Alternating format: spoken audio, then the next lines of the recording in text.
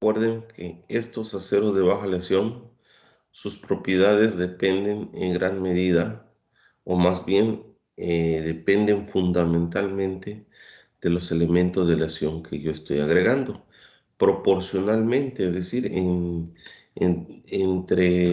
teóricamente es entre más cantidad yo le agrego de elementos de aleación, mejor, más resistencia. Lógico, todo tiene un límite. Hay momentos en que van agregando elementos de aleación y entre más cantidad dijera, yo agrego de cromo, me va a traer un beneficio, ¿no? Llega un momento en que eso deja de funcionar y a lo mejor el acero se va a volver quebradizo, etcétera, etcétera. Alguna propiedad no deseable va a aparecer. Entonces, por esa razón, los aceros los van estudiando y le van agregando porcentajes hasta que determinan cuál es la cantidad idónea de elementos de aleación, ¿no? Pero a veces entre uno y otro van incrementando los contenidos de carbón o los contenidos de elemento de aleación y van mejorando propiedades, ¿no? Entonces, como dice aquí, los elementos de aleación optimizan las propiedades mecánicas, como aumentar resistencia, como darle más tenacidad, mejorar para que se haga un mejor tratamiento térmico, ¿no? Esas son mejorar que adquiera más dureza en el tratamiento térmico. Esas serían en cambio los aceros al carbón no, solo dependen de la cantidad de carbón y hierro. Los aceros de baja resistencia los aceros de baja aleación y alta resistencia, esos no. Esos tienen pequeñas cantidades de elementos de aleación y lo que le da sus propiedades es el, este, el proceso de manufactura. Bueno, por la composición química se pueden clasificar por el tratamiento térmico, por el grado de soldabilidad, ¿no? Como se los dije la vez pasada.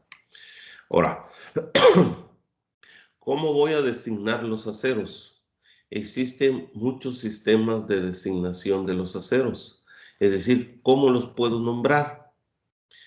El sistema más ampliamente usado en la actualidad es este que se conoce como sistema SAE-IC, que son dos sistemas unificados. SAE es Sociedad Americana de Ingenieros y esta es Instituto Americano del Hierro y el Acero. Entonces, estos crearon una forma de designar los aceros. El sistema de designación de acero se aplica para todos estos tipos de productos de acero, barras, hojas, láminas, etcétera, etcétera. ¿En qué consiste?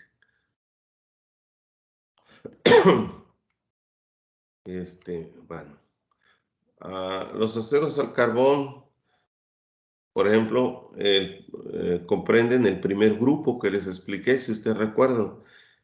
El grupo 1 se enlista con los aceros al carbón. Bueno, luego, los aceros del grupo 10, todos los del grupo 10 son acer 10, 11, 10, 10, el 10, el 10, el 11, el 12, el 15, todos son aceros al carbón, pero con con variantes, ¿no? Resulfurizado, fosforizado, de alto manganeso. En algunos casos, lo voy a correr para que. En algunos casos, incluyen un prefijo que indica la calidad del producto, es decir, una letra o un número antes de los 4 dígitos que indique si es de alta calidad, de baja calidad, etc. La letra B entre el segundo y el tercero, ya saben ustedes que tiene pequeñas cantidades de boro. La letra L también entre el segundo y tercero indica que tiene pequeñas cantidades de plomo. Y en algunos casos hay tablas que presentan los requerimientos de templabilidad. Quiere decir que en la tabla, a veces del lado derecho de los números, de los 4 números o 5, aparece un H. Quiere decir que para que alcance las propiedades requiere de que este sea templado.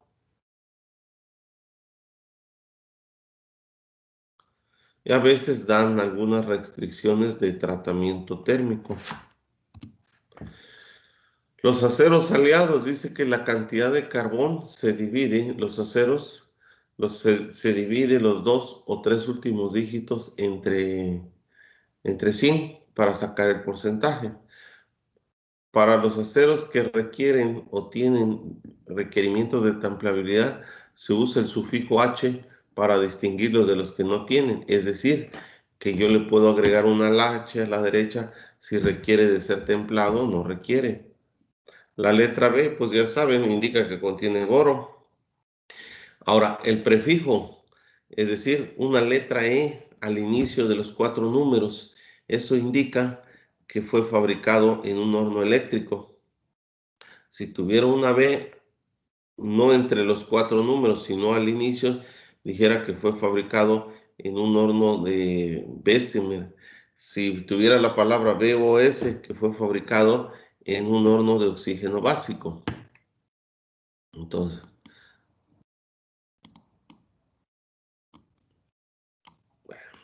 y eso básicamente es todo, ¿no? De esta unidad. Ahora vean lo siguiente, me voy a regresar a una tabla que está aquí. Esta tabla que voy a abrir ahorita, la van a encontrar ustedes en el libro de Smith. Voy a ver si la puedo subir ahorita. Está en el capítulo 9.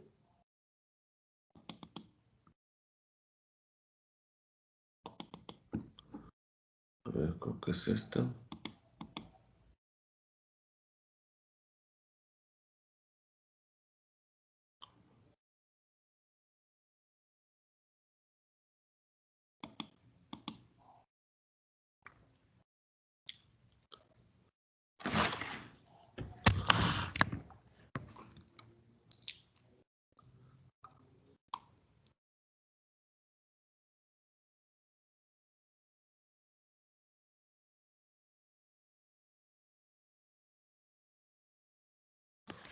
Déjame abrir el libro.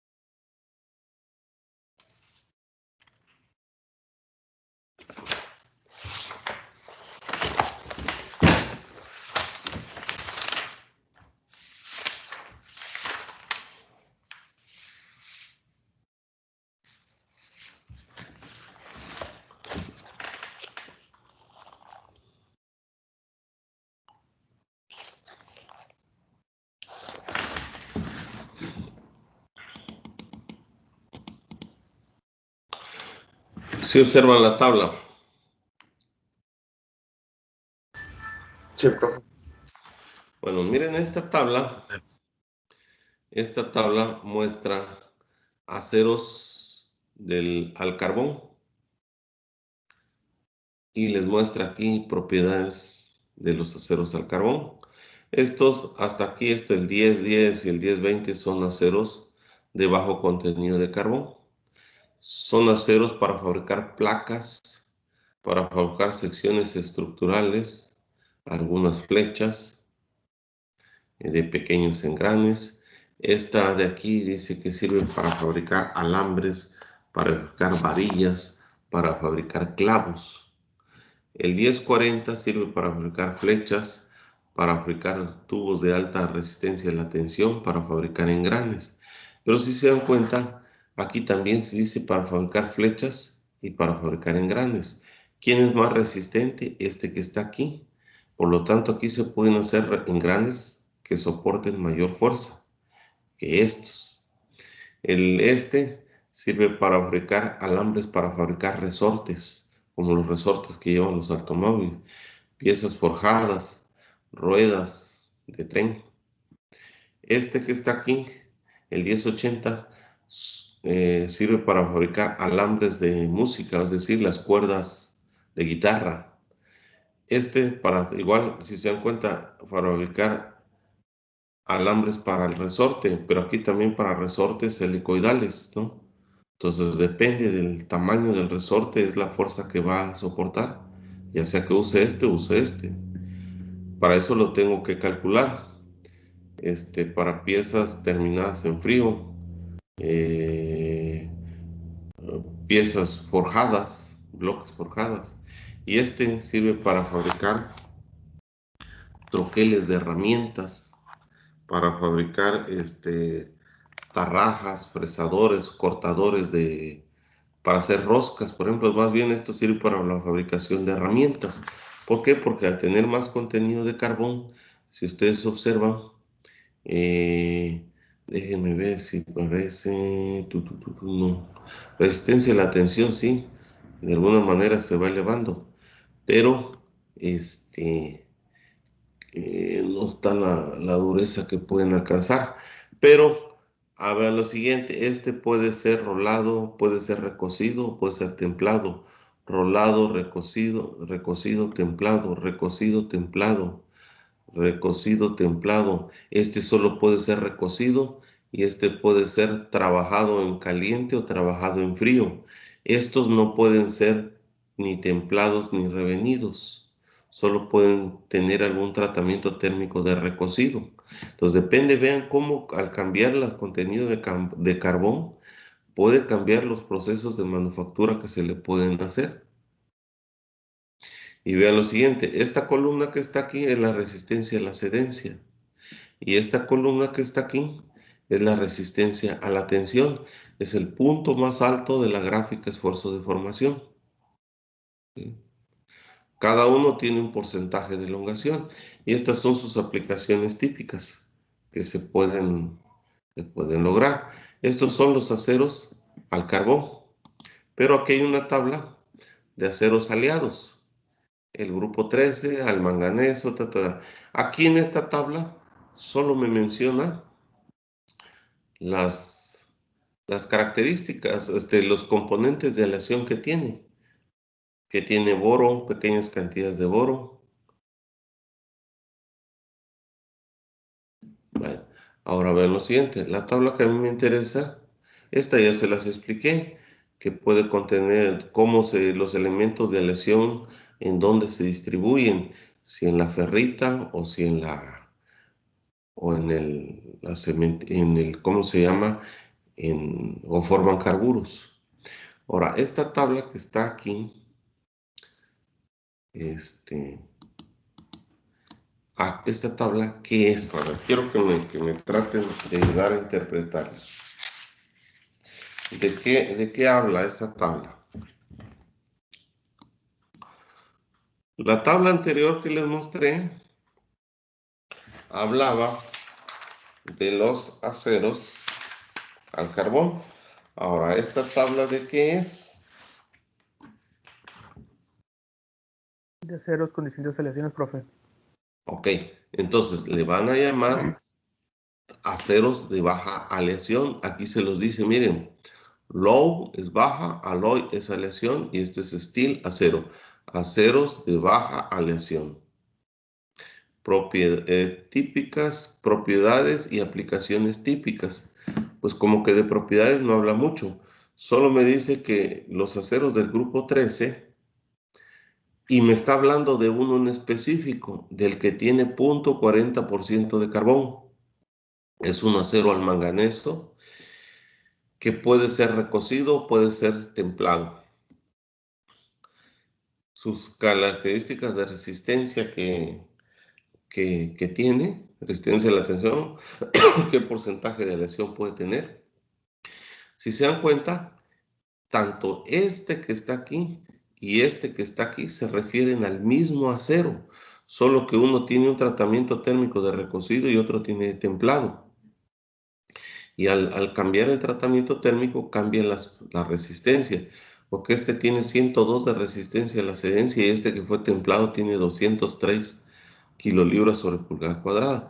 ¿Para qué me sirve este? Sirve para fabricar tornillos o pernos de alta resistencia.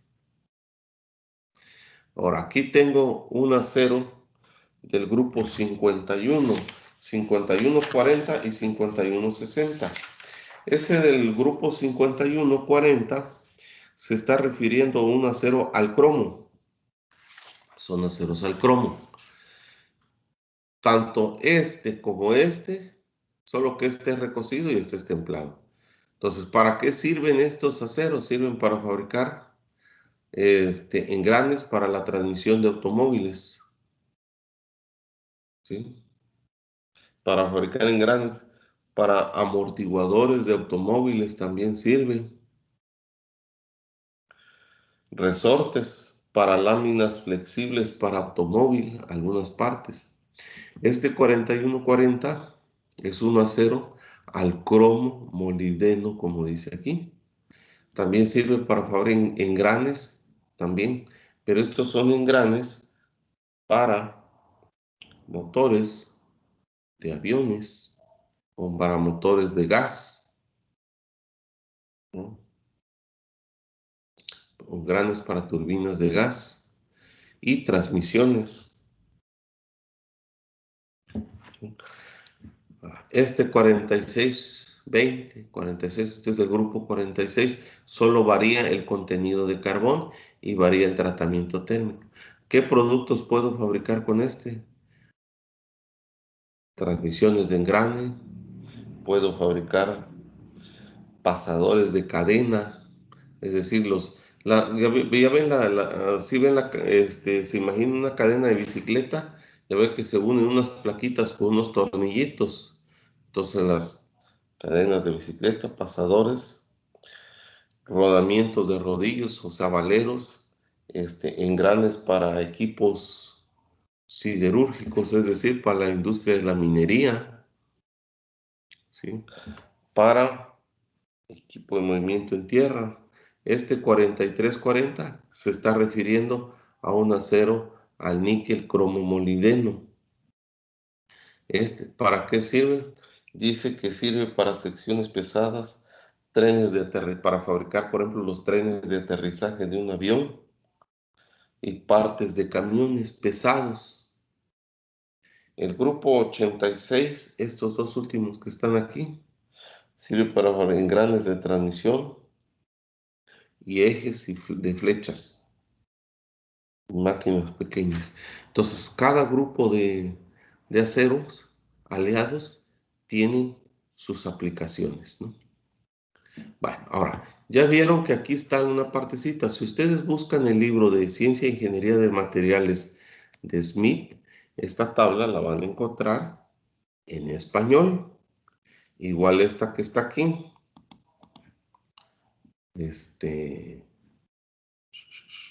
A ver, igual esta de los aceros. Esta tabla es la misma que la que les mostré anteriormente, solo que aquí está solo en base a los elementos de lesión. Aquí los aceros al carbón del grupo 10 están variados los contenidos de carbón en el tratamiento térmico que se le puede hacer y qué aplicaciones tiene. Igual esta tabla, si consultan el libro de Ciencia e Ingeniería de los Materiales de Smith, la van a encontrar toda traducida en español.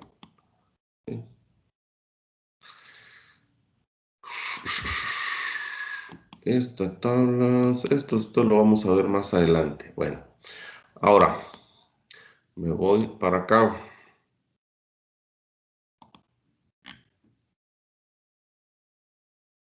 ¿Cuál va a ser la tarea?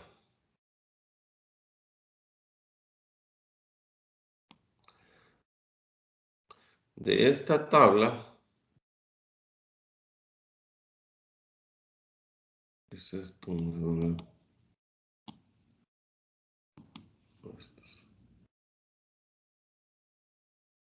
Esta tabla la voy a abrir por otro lado ahorita, espérame.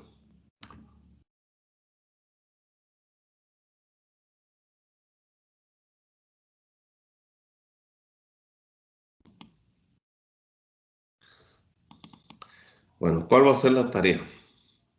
Ustedes van a buscar de los aceros de esta tabla, de los aceros aliados, van a buscar por internet. Estos lo van a hacer así, del grupo 10, del grupo 11, del grupo 12, del grupo 15.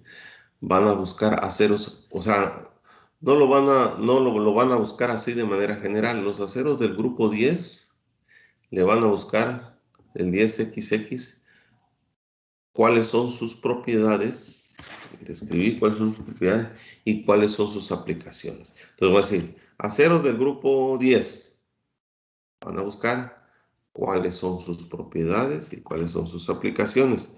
Algunas aplicaciones ya las tienen en esa tabla que les mostré de aceros al carbón. Van a buscar propiedades generales. Los aceros del grupo 11, igual. Ahora vean lo siguiente. Y lo mismo se van a seguir del grupo 12, del grupo 13, qué propiedades generales tienen y qué aplicaciones.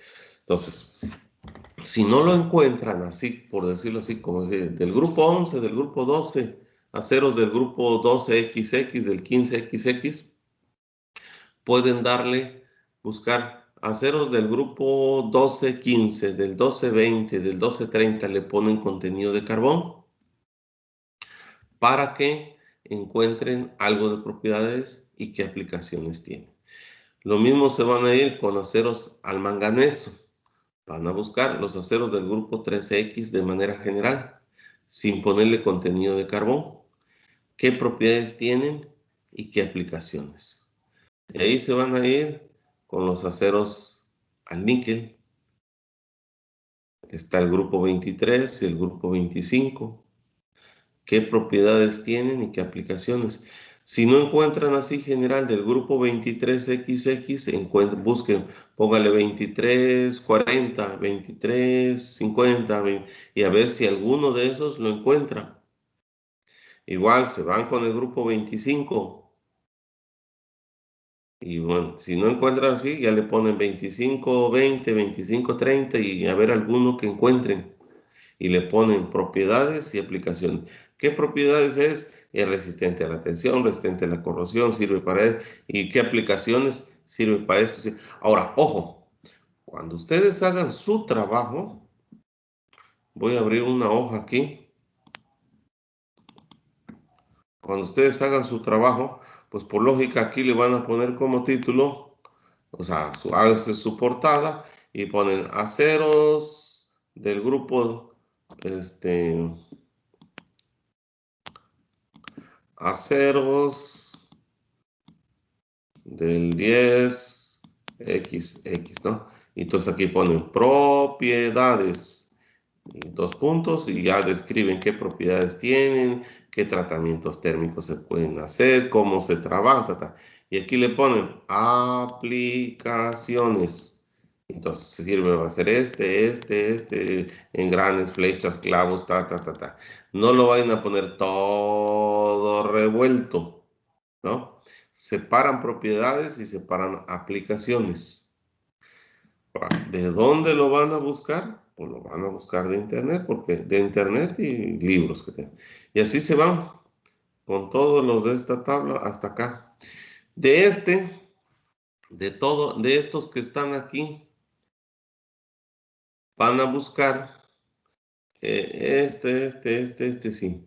Pero de todos estos que están aquí, solo van a buscar, vean lo siguiente, del grupo de triple aleación. De solo van a buscar,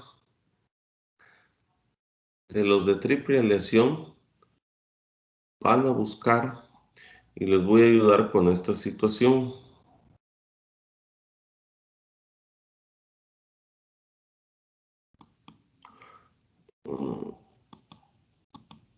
De los de triple aleación, van a buscar estos que están aquí. aceros al níquel, cromo, molibdeno. El grupo 4340. A ver, déjame ver. Este que está aquí, que ya para que tengan una idea, el 4340, el 86, 40, apúntenlo porque después me van, ¿cuál era? El 43, el 86 y este último, el 98. De este níquel molibdeno, solo van a buscar, a ver, déjenme ver, aquí estoy mal. Van a buscar, les dije, el 43, el 86 y el 98. De aquí el níquel molibdeno van a buscar solo el 46. Del cromo, aceros al cromo, el 51, del grupo 51. Solo este. De aquí, del grupo 50, van a buscar, para que ustedes vean la diferencia que hay entre que está aquí, y van a jugar con solo que este es aceros al cromo y este es aceros al cromo también, solo que este tiene mayor cantidad de carbón que este. Para que comparen propiedades de con el 51, pero con 3X. De ahí van a buscar el 61, el 92 y hasta ahí. Entonces los van a buscar por internet. Esta tarea les va a costar, les va a valer el 50% de esta unidad. Entonces, para que la empiecen a hacer, ¿alguna pregunta?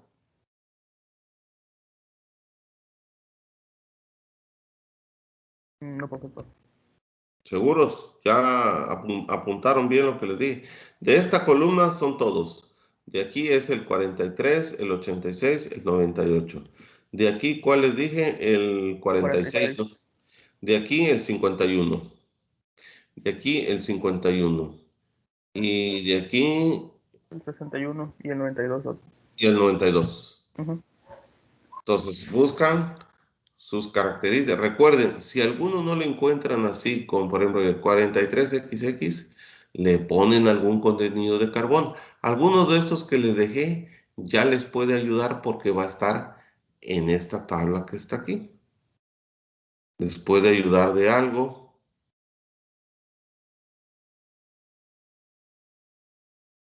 Esta tabla. Tanto les va a ayudar esta tabla como les va a ayudar esta tabla que está aquí. De aquí pueden sacar aplicaciones, ¿sí? Y tratamientos térmicos, ¿no? Bueno, entonces eso va a ser la tarea de esta unidad y el examen de esta unidad. ¿Cuándo lo van a hacer? La próxima, ¿qué día es hoy? No, para no ser tan rápido. Hoy es La miércoles, próxima, ¿eh? miércoles 20. La próxima semana, el jueves o viernes. ¿Qué hizo? La próxima semana lo van a hacer el día jueves, Ok, el 28. sí, la próxima. Y entonces, un día antes de que entreguen o un día antes del examen, lo vamos a dejar hoy tentativamente para el día miércoles, para el día jueves.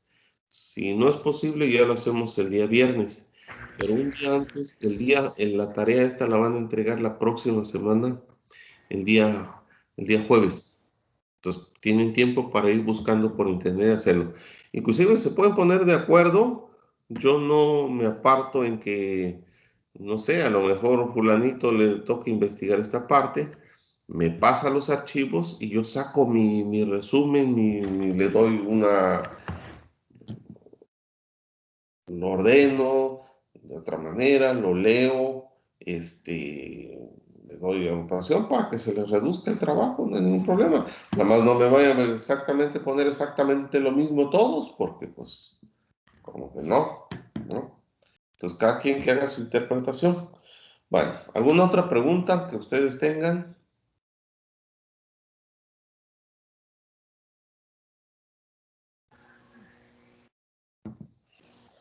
No, profe.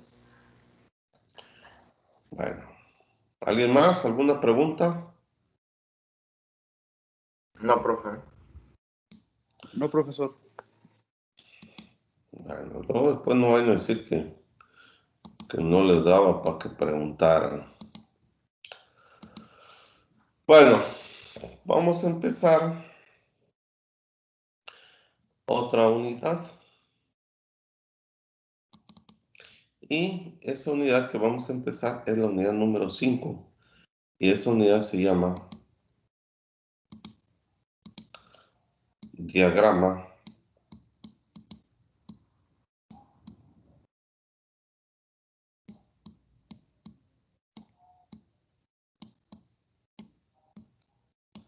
de fases. O más bien, esta unidad es todo completito, se llama transformación isotérmica, transformación estructural de las aleaciones ferrosas. Pero voy a empezar con este tema que se llama diagrama de fases. Ya vemos si lo hacemos en un solo examen o separado. Bueno, lo siguiente, este tema de diagrama de fases tiene que ver con lo siguiente. Ustedes en este momento ya saben que cuando nosotros tenemos un recipiente que tiene un metal fundido, ya sea aluminio, acero, tal. Bueno, en este caso vamos a hablar del acero, que es una aleación hierro con carbón.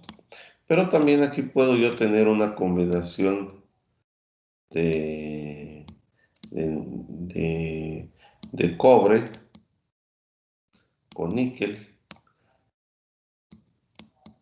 Voy a suponer que es un metal que es una combinación de cobre con níquel. Cuando esto se encuentre líquido, todos los átomos están completamente desordenados.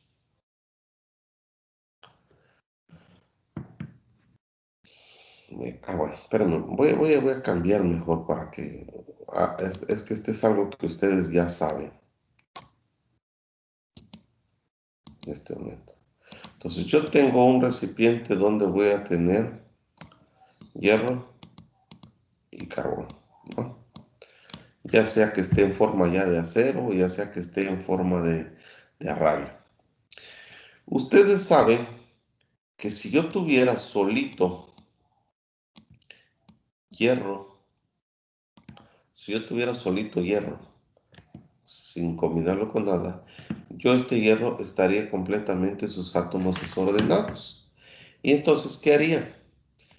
Si yo lo vierto en un molde para que se vuelva sólido, pues va a haber una transformación cuando pase del estado líquido al estado sólido.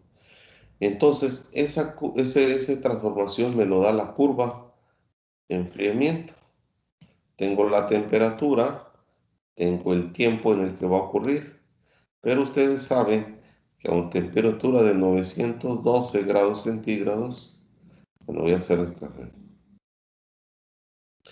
El hierro, arriba de 1532 grados centígrados, es líquido, cuando estaba aquí. Cuando fue enfriando, cuando yo lo pasé en el molde, cuando bajó cambió de fase, es decir, se empezó a solidificar, formó los primeros puntos de nucleación y empezó a agruparse los átomos de hierro. Entonces formó la estructura SC, el hierro delta. Pero sigue enfriando y ahora cambia a la estructura FCC aproximadamente a 1400 grados, creo que es 1400 cacho. Luego, así se mantiene y a los 912 cambia de FCC a BCC nuevamente y finalmente ya enfría. Esta se llama proceso alotrópico del acero, ya del hierro. Ahora, cuando yo lo tengo mezclado con carbón, también yo lo voy a vaciar en un molde para hacer un tocho, o lo voy a vaciar en una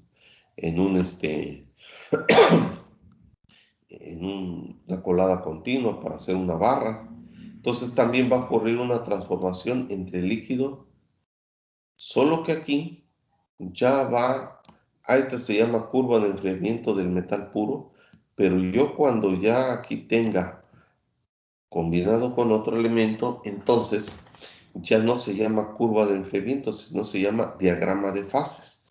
Entonces aquí voy a tener el hierro, el carbón, y aquí en el interior de este diagrama me va a dar una serie de regiones,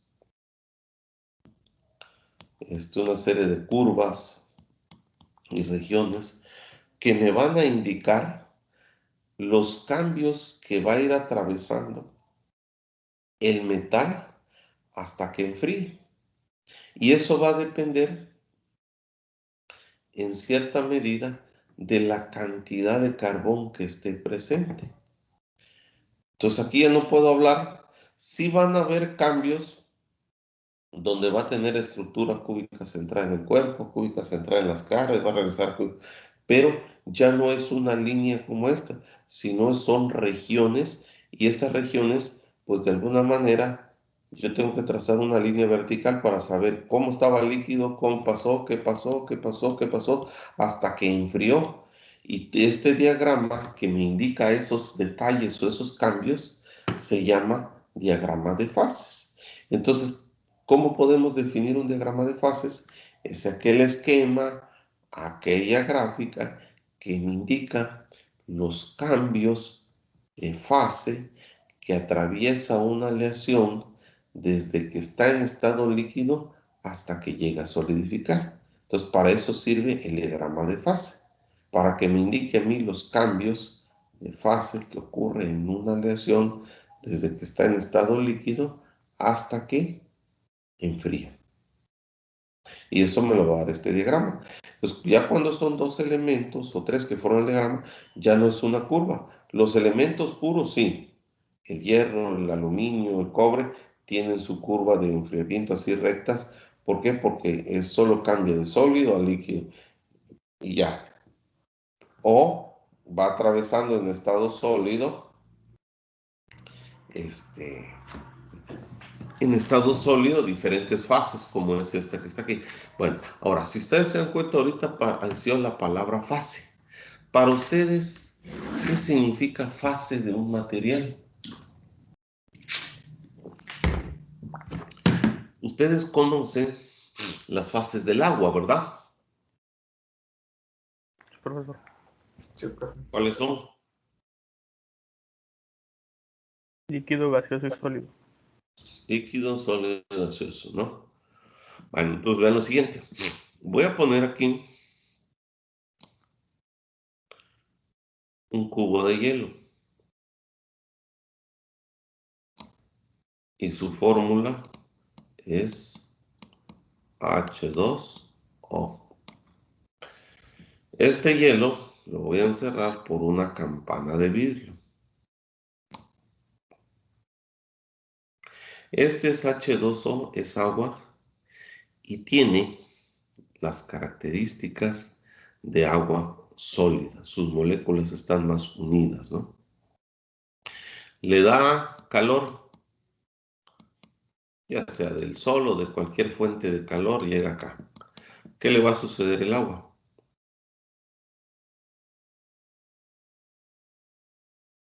¿Qué le va a suceder a este hielo?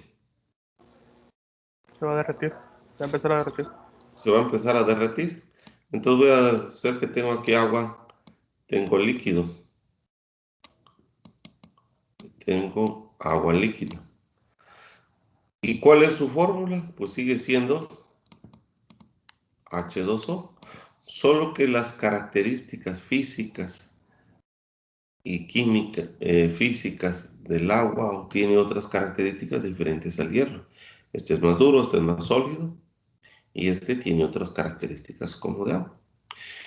¿Qué pasa si yo le sigo incrementando el calor? ¿Qué va a pasar con el agua líquida?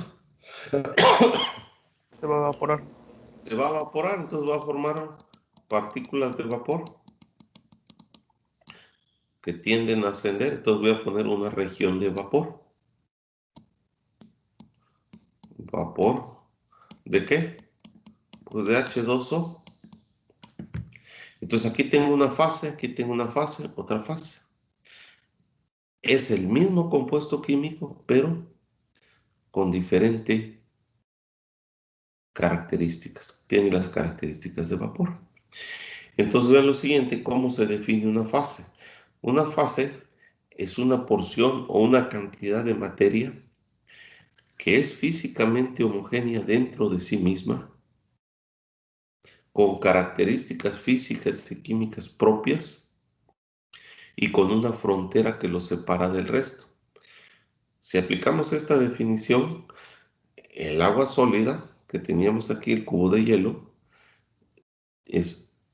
tiene su composición química. Está limitado por una superficie y tiene características físicas y químicas propias dentro de sí mismo. Si yo hablo del agua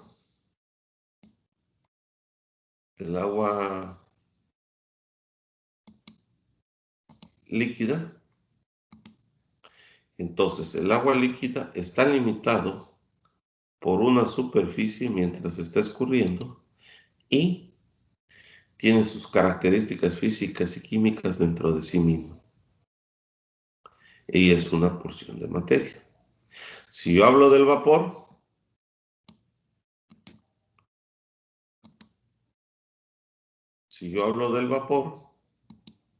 entonces voy a decir que esta es una región de vapor de agua de H2O que está limitado por una superficie que tiene características dentro de esta de sí misma propias y que está limitado por una región que lo separa. A esa es la definición que se le llama fase, ¿no? Por eso, no sé si ustedes recuerdan el otro día que yo les dibujé que cuando un acero enfría en una barra, forma granos. No sé si se acuerdan. ¿Sí o no? Sí, profe. Bueno, esos granos que se forman, les puse unas rayitas así. Todo esto le dimos el nombre de perlita. Todo. Pero este se le llamó fierro 3, carbono, cementita. Y esto que estaba aquí adentro le llamamos ferrita. Es decir, que era hierro con estructura BCC y en su parte interna, en sus huecos intersticiales, estaban disueltos los átomos de carbón. Entonces, si aplico la definición de fase que les acabo de explicar, esto me representa una fase y esto me representa otra fase. ¿Por qué? Porque la ferrita está limitada por una superficie. Dentro de esta región tiene sus características propias de resistencia, dureza, todas sus propiedades químicas dentro de un límite. Y esta es otra región de material que tiene sus características físicas y propiedades mecánicas diferentes a esta. Es otra fase. Entonces, por eso, este material que es el acero, que es la combinación de hierro con carbono, yo voy a aprender a leer en este diagrama cuáles son los cambios de fases que va a atravesar desde que está en estado líquido hasta que llega al estado sólido a esta condición. ¿Por qué resulta? Se van a dar cuenta. Nosotros estamos acostumbrados a decir, solo existen 3 fases, sólido, líquido y gaseoso. Pero ustedes, si yo les pregunto en este momento, esta barra de acero que tienen aquí ficticia, ¿cuántas fases tiene?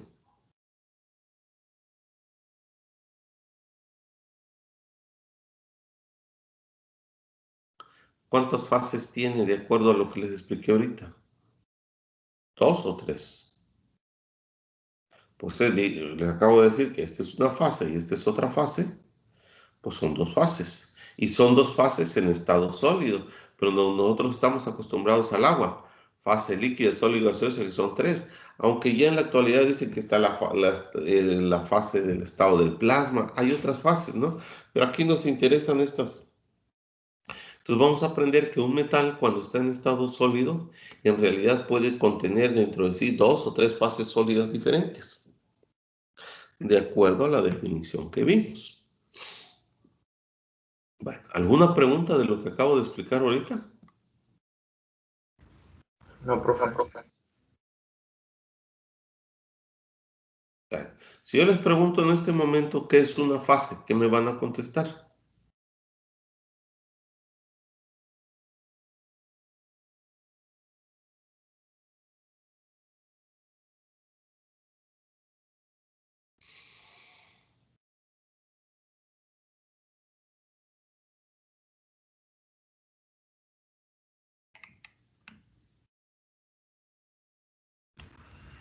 Es una fase, ¿Eh? es un estado o una fase, perdón, que es un estado que diferencia de una cosa, que pasa de una cosa a otra. Pero ¿qué más? Recuerden que es una fase, les dije, tú dices, un estado es una cosa que pasa de una cosa a otra. No, una fase es una determinada cantidad de materia, como el vapor, como el líquido, como este hielo sólido, que está limitado por una superficie, es decir, una región, está limitado el cubo de hielo, esta es su superficie. Y dentro de esa superficie, dentro de eso, tiene características físicas y químicas propias de esa fase. Ahora, aquí ya tengo la fase líquida. Sigue siendo agua, pero ya no tiene las características de agua sólida, ya tiene características de agua líquida y es otra fase. Aquí tengo vapor, sigue siendo agua, pero ya no tiene características ni de líquido, ni de vapor, ni de sólido. Ya es vapor, es una región. No sé si han visto que cuando están cocinando en la casa y el agua que está hirviendo parece que va subiendo como una nube. Esa es una región de vapor que va subiendo. Entonces estoy en la fase de vapor del agua. Tiene características diferentes al sólido y al líquido. Igual acá, solo que acá tengo una fase sólida y otra fase sólida. Y aquí esta fase sólida tiene sus características de dureza, de resistencia diferentes. Vale. Ahora vean lo siguiente. Voy a salir de aquí y voy a volver a abrir. Este tema de diagramas de fases, ustedes lo van a encontrar en el libro de Smith, en el capítulo, creo que es el 8. Déjenme checar. Sí, es el 8. En el capítulo 8 del libro de Smith viene el tema de diagramas de fases. Bien, voy a cerrar, salir y voy a volver a entrar.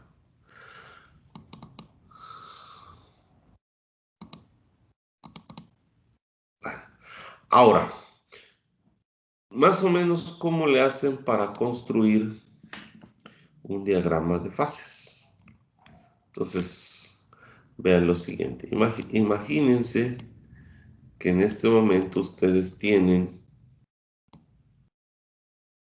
un recipiente que contiene cobre y contiene níquel. Y esto está líquido. Todos los átomos están desordenados. Por otro lado, van a tener un recipiente que contiene solo cobre y por otro que contiene solo níquel. Cuando yo lo vacíe en un recipiente para que se convierta en sólido, y este también, solo me hace una curva de enfriamiento así. Es decir, arriba de esta temperatura es líquido y abajo de esta temperatura es sólido. Y lo mismo sucede con este. Líquido y sólido. ¿Por qué? Porque es un metal puro. Y en el caso tanto del níquel como del cobre, a diferencia del hierro que pasa a ser cúbico centrado en el cuerpo de las caras, pues este solo va a ser líquido, sólido, líquido, sólido. Solo que este lo va a hacer a una temperatura 1 más baja y este lo va a hacer a una temperatura 2 más alta. ¿Sí? Bueno, pero resulta que este, que es una combinación de cobre con níquel, cuando lo analizan para saber qué ocurre cuando enfría, lo que sucede es lo siguiente. Existe una interfase así. Es líquido. Va enfriando, va enfriando, va enfriando, va enfriando. Y entonces hay una temperatura en el que un poco de líquido se empieza a volver sólido. Entonces gradualmente se va convirtiendo en sólido, es decir, conforme va disminuyendo la temperatura, va aumentando la cantidad de sólido y debe de disminuir la cantidad de líquido. Entre esta temperatura y esta temperatura. Temperatura y aquí tiempo. Después, como cada vez hay más sólido y menos líquido, finalmente a partir de esta temperatura, ya todo el líquido se convirtió en sólido. Y entonces existe una región que se llama interfase sólido-líquido. ¿Y qué tan grande o amplia va a ser esa interfase sólido-líquido? Va a depender de la relación que haya entre las cantidades de cobre con níquel. Entonces, bueno, voy a dejarlo ahí para que vayan a su siguiente clase y ya el próximo lunes que nos veamos, les continúo explicando esta situación. Entonces, por favor, no es que no haya clases jueves y viernes. Es ahora que nos toca de clase. Aprovechen a levántense temprano, hagan su trabajo, porque parte de ese trabajo, yo los voy a preguntar en el examen, parte del trabajo que van a hacer y parte de la teoría que vimos sobre clasificación de aceros. ¿Sale? ¿Alguna pregunta?